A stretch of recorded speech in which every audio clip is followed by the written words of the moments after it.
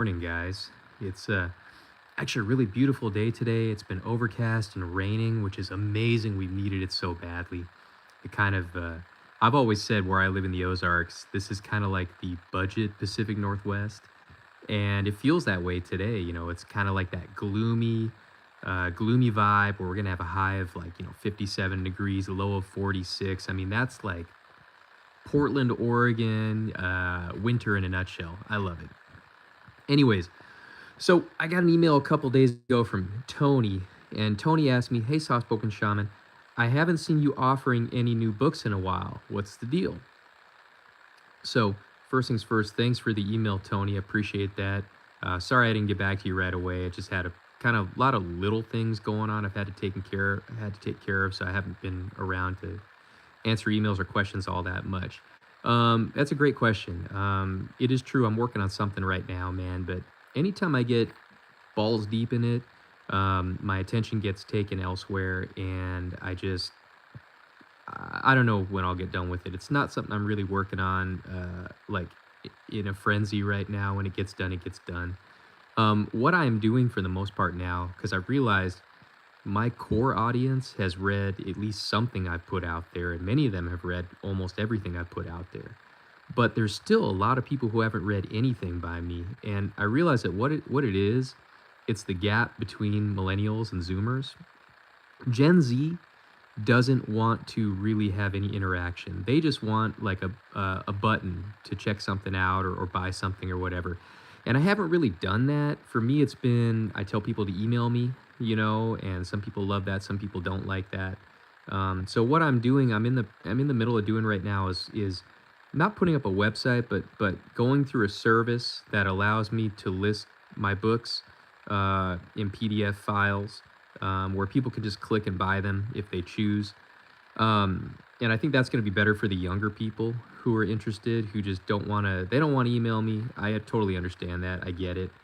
Um, the main thing I'd say for people who haven't read my books yet is that they're very informative. There's nothing like them on the market. Since I've been doing this since 2020. There's really nothing like them on the market. That held true back then, held through all through the pandemic, and it still holds true to today too. What I would say is that, because they're not cheap, some people, they might, when I put that website up and make it go live, some people might look at the prices and they might go, "Oh, you're bat poop crazy, soft spoken shaman." And I understand that. What I will say is this: for anybody who has an interest in reading anything I've written, you can go to that website when I have it up. You can look it up. You can look at it, and if things are out of your budget, you're always welcome to email me at thesoftspoken@gmail.com.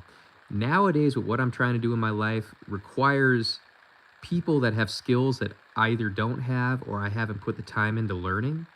And so I am always interested in potentially work trading or something like that. What I'm not interested in is welfare charity people looking for something for nothing. That's You're gonna fall on deaf ears with that. But I'm always interested in the skills that other people have. So that's definitely something that you may find interesting for anybody who does want to read the stuff I've written. For the people who don't, I mean, I don't really care. That's fine. You have your opinion, and that's great. I'm just talking to the people who have probably been on the fence, like, "Oh, I want to read those books, but I don't want to spend that type of money or whatnot." Um, there are people who have skills that I don't have that I could definitely make use of, and I would be interested in trading for that. So, those people can email me. The other thing too is like I said, sometimes some people catch me in a really good mood on any given day, and you can look at my prices on that site when it's live, and if you're like, I want to read that, but I don't have that type of money, you can always email me, and you might be able to hash something out with me. You never know. Throughout the 6 years of doing this, I sometimes, people catch me on the right day, I give them a deal, whatever, So that's kind of what it is right now. Even though I'd like to just continually, put out new things, for the people who have read all my stuff, I'd love to. I just don't have the time in the day to do everything, to really give it the time and the energy to make sure that everything I put out is, got my seal of approval where I'm really like, okay, this is good. I really stand behind this. And so right now, I'm more marketing towards people who haven't read anything by me, maybe like a younger audience. That's kind of what it is right now. Because the way I see it is, man, I've been doing this for 6 years. I've written so many books. And, even though there's a core audience of people who have read my stuff, and I'm appreciative, and I love talking with those people because I like chopping it up about what they think, there's a whole bunch of people out there who haven't read anything by me. And these are people who would actually really want to read something by me. I'm not talking about the people, I'm not talking about haters, I'm not talking about people who don't like to read. I'm talking about people who really would benefit and maybe just hadn't made the leap yet or whatnot. Those are the people that I need to reach out to now. Um, you know, Nowadays, having any intellectual property is so beneficial because not only is it beneficial from the aspect of the creator, to be able to make a living off of their brain children and then send their brain children out in the world to add value and help other people.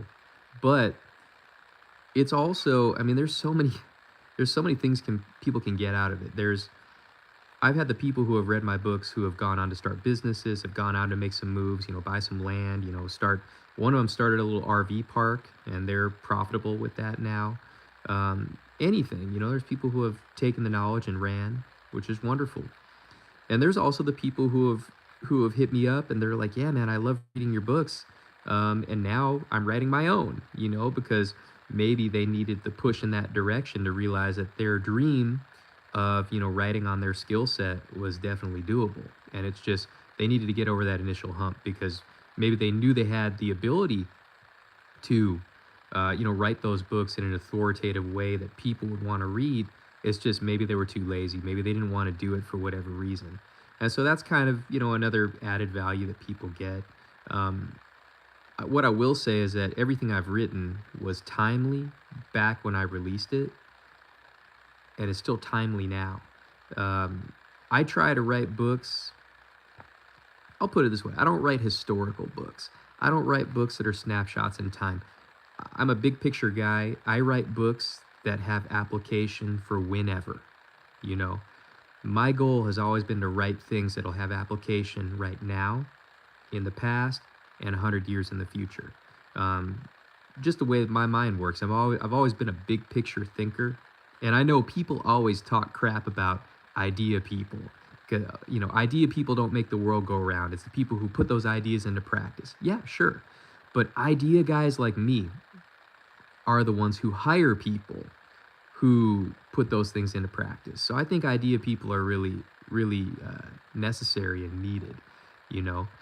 And I mean, for the people out there who don't even know what I write about, yeah, I'll be putting up more content kind of from my Rumble channel that I've recorded in the past about my the topics I write about, the subject matter, and I'll put more videos out about that too.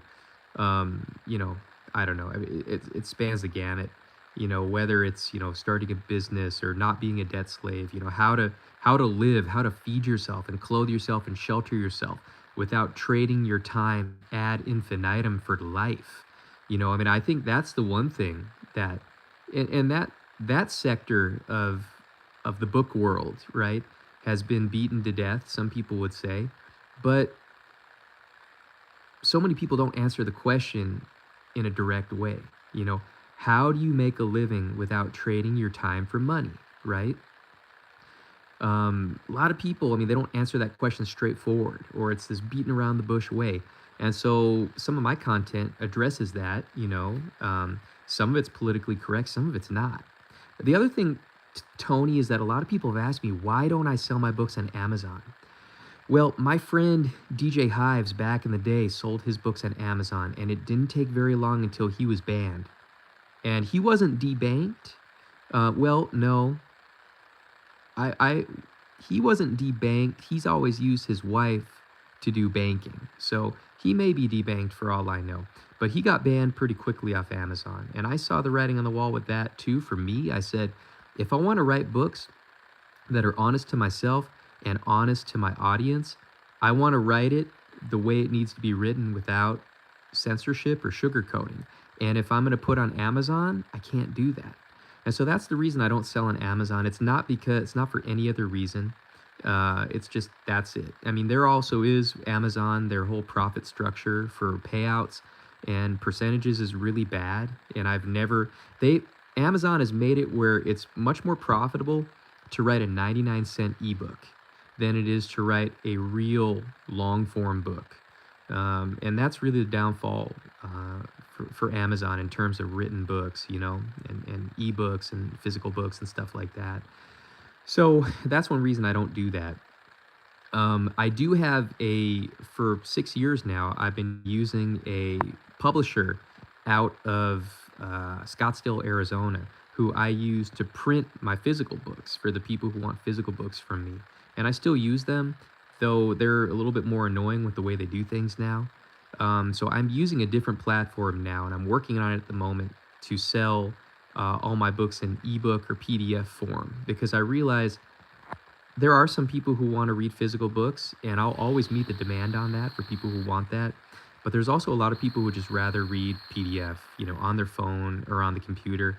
Um, and so that honestly, if I had to take into account all the people who contact me, I would say 80 to 90% of the sales I make nowadays are PDF copies.